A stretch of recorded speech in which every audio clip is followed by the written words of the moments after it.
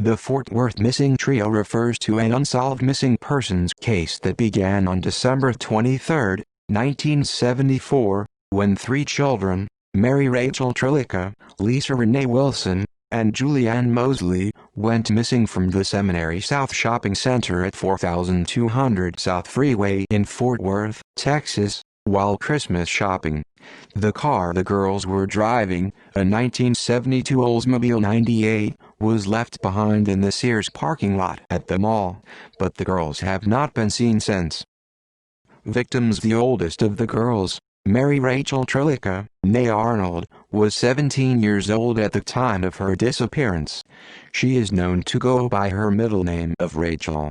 She is a Caucasian female, 5 feet 6 inches, 1.68 meters in height, 108 pounds, 49 kilograms, with long brown hair, green eyes, and has a chipped upper front tooth and a small scar on her chin. She was a married high school student at Southwest High School in Fort Worth and drove a 1972 Oldsmobile 98, the car the girls took to the mall that day. At the time of her disappearance, Rachel had been married to her husband, Tommy Trelica, for about 6 months, and she wore a wedding ring. Lisa Renee Wilson was 14 years old at the time of her disappearance. She is known to go by her middle name of Renee. She is a fair-skinned Caucasian female, 5 feet 2 inches, 1.57 meters in height, 110 pounds, 50 kilograms, with light wavy brown hair, brown eyes, and has a scar on the inside of one of her thighs. Clothing she was known to be wearing when she disappeared includes bluish-purple hip-hugger pants, a white pullover sweatshirt with "Sweet Honesty" in green letters. Some have reported it as a pale yellow t-shirt with green letters, red and white Oxford shoes, and a promise ring with a single clear stone. The youngest of the girls, Julianne Mosley, was 9 years old at the time of her disappearance. She is a Caucasian female, 4 feet 3 inches, 1.30 meters in height, 85 pounds, 39 kilograms, with shoulder-length sandy blonde hair and blue eyes. She has a small scar under her left eye, a scar in the middle of her forehead, and a scar on the back of her calf. Clothing she was known to be wearing when she disappeared included a red shirt with dark pants, jeans, and red tennis shoes. The case shocked Fort Worth and left the families to painfully adjust to life without their children. Thousands of leads have been followed, dozens of searches completed, and hundreds of people interviewed. All have proven fruitless. Disappearance: on the morning of December 23, 1974, a little before noon, Rachel Trelica, Renee Wilson, and Julianne Mosley set out to go Christmas shopping. Julianne asked to tag along at the last minute because she didn't want to spend the day alone. The older girls told her she would need to get permission to go. Julianne ran inside and called her mother, Rayanne Mosley. She would later recall, "I was working for an electrical contractor, and my husband and I were separated. It was a bitter time. I remember that Julie called and wanted to go to Seminary South. I said, 'No. You don't have any money. You just stay home.' I knew Renee and her mother, but I really didn't know Rachel. But Julie kept whining about how she wouldn't have anybody to play with. I finally gave in, but I told her to be home by 6 inches.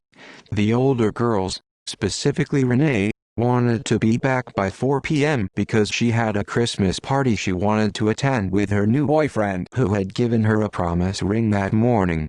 She wanted plenty of time to get ready. The girls first headed to the Army-Navy store in Fort Worth to pick up some layaway items that Renee had waiting.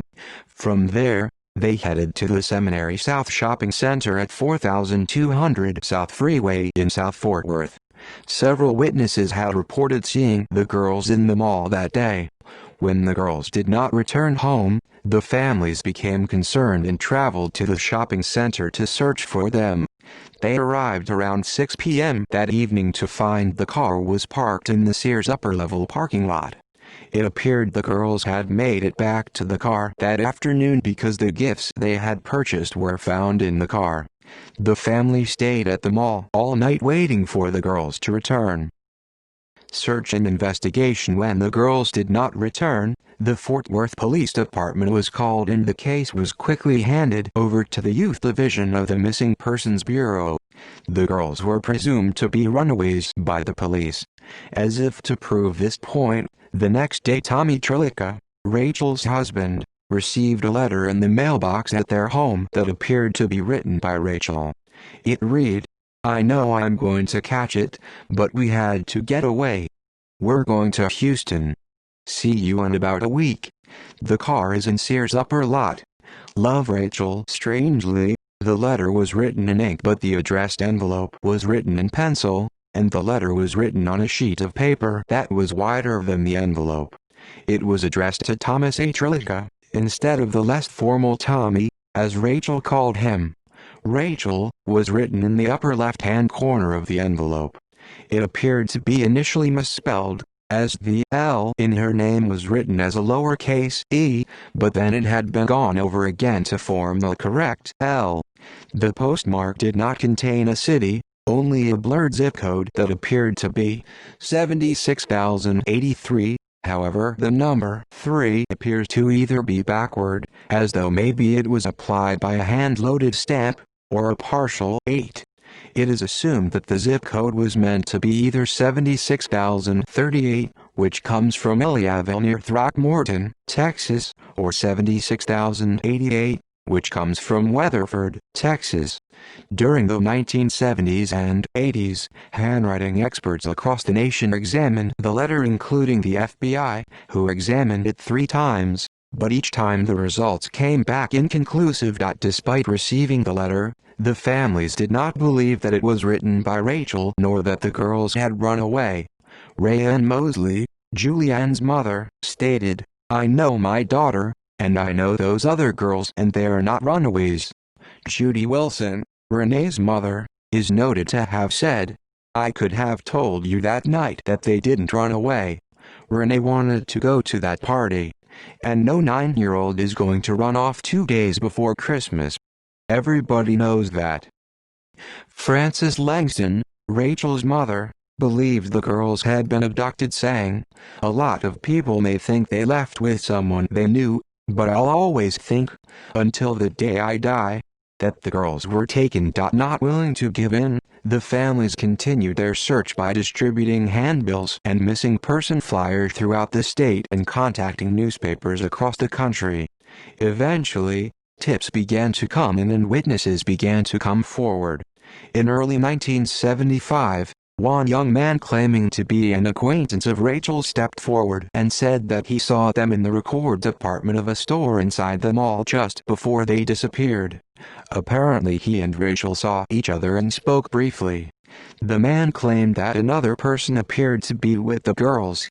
During this same time, some women's clothes were found in the Justin, Texas, area and were investigated, but it was determined that they did not belong to the girls. By spring of 1975, the families grew frustrated with the police investigation and decided to hire a private detective named John Swaim.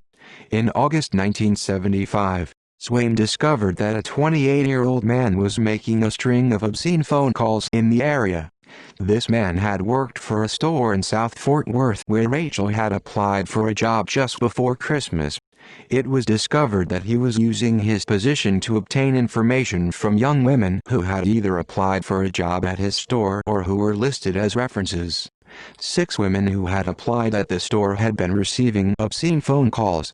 He also once lived in the neighborhood of Rachel's parents but moved away shortly before she married. In the end, nothing ever came of this suspect. In April 1975, Swaim went to Port Lavaca with 100 volunteers to search under bridges in the area after receiving a tip that the girls had been killed and taken there. However, no trace of the girls was found. A year later, it was reported that 3 skeletons were found in a field outside of Alvord, Texas, by an oil drilling crew. Mr. Swaim had the bones checked against x-rays and dental records of the girls, but it turned out that the bones belonged to a teenage boy about 15 to 17 years of age and 2 other females who were not identified as being any of the girls. In March 1976, A psychic called one of the families and told them that the girls could be found near an oil well. For some reason, the searchers focused on the small community of Rising Star outside of Abilene, but nothing was ever found. In 1979, John Swaim died following a drug overdose. His death was subsequently ruled to be suicide. Upon his death, he ordered that all of his files on the case be destroyed. In the spring of 1981, police investigators were called to a location in Brazoria County after human remains had been found in a swampy area. After a month of investigation, they discovered that the bones did not belong to the three girls. In January 2001, the case was reopened and assigned to a homicide detective, Tom Bocher. He believes the girls left the mall with someone they trusted. He stated, "We can say that they were at one point seen with one individual, but we believe there was more than one involved." Over the years, searchers have continued to comb through Texas brush and have explored hundreds of back roads. The families have walked creek beds and country roads only to come up with nothing. Decades after the girls disappeared, there have been no reports of new developments in the case. Other possible witnesses: a store clerk came forward around the time of the girls' disappearance and said that a woman told her that she had seen the girls at the mall that day. The woman reported that she saw three girls being forced into a yellow pickup truck near Buddy's grocery store at the mall. The truck was described to have lights on top of it. This witness, however, could never be located by police and the story never verified. In 1981, years after the disappearance, a man said he had been in the parking lot that day and had seen a man forcing a girl into a van. The man in the van told him it was a family dispute and to stay out of it. In April 2001, Bill Hutchins, a former Fort Worth policeman and security guard at the Seminary South Sears outlet, said that he saw the three girls with a security guard on the night they disappeared. Later developments: in 2018, two cars were raised from Benbrook Lake because they were thought to have a connection to the case. These efforts, however, yielded no results. See also list of people who disappeared. Springfield 3. References. External links: Fort Worth, Texas Police Department, www.missingtrio.com.